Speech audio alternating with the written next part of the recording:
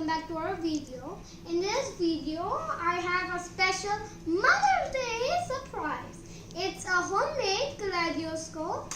All you have to do is, all it's made of is 3 rulers. Just get 3 rulers and put 2 yarn strands or tape on it and it'll be beautiful. So I'll just get my objects here. Okay, so now I have all my materials on this table.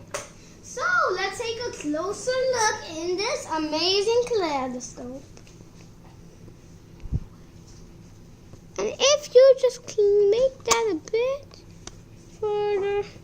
And as you can see here, the view is much better if you have more items. And here's a cool trick. If you put 2 fingers like this, it becomes it looks like a spider web. That. See? So it's good to have more colors overlapping or next to each other than separate colors.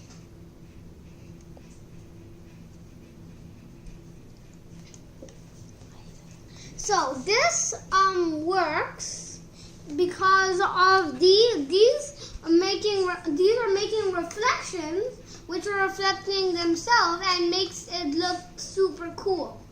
Thank you for watching. Please like and subscribe, and happy Mother's Day.